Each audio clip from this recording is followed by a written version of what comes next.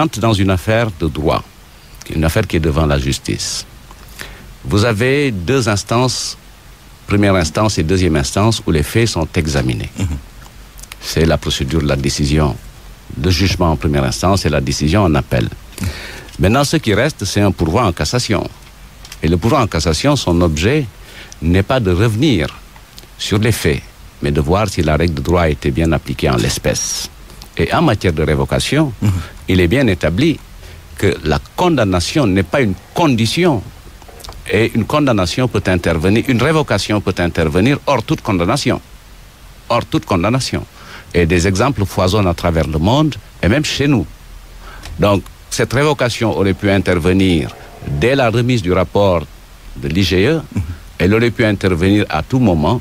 Et il n'y a aucun préjudice de l'exercice des voies de recours par rapport à cette décision. Qui peut le plus, peut le moins. Et ce qui reste de la procédure est moins long que ce qu'on a dépassé. Pourquoi n'avez-vous pas attendu ça? Ce n'est pas une question de délai. Mais attendre quoi? C'est ça la question. L'épuisement de la procédure. Mais cette procédure, du point de vue des enjeux et des impacts sur la décision, je pense que tout le monde le sait, un pourvoi en cassation n'a pas pour objet de revenir sur la qualification des faits ou autre chose.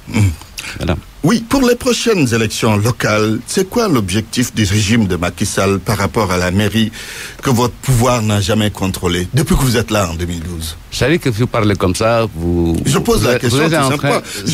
En présentant comme ça... C'est une question que tout le monde se pose. En présentant votre question de cette façon, c'est comme si on avait... De toutes les façons, je suis la bouche de celles qui n'ont point de bouche. En vous écoutant, on a l'impression que nous sommes là depuis 50 ans. Vous êtes là depuis 2012. Vous êtes là depuis 2012. Donc, nous ne sommes pas dans le temps des élections locales. Nous sommes dans le temps du président de la République, à qui nous voulons donner un mandat renouvelé dès le premier tour en 2019. Seydou Gueye, porte-parole du gouvernement et l'invité du grand jury.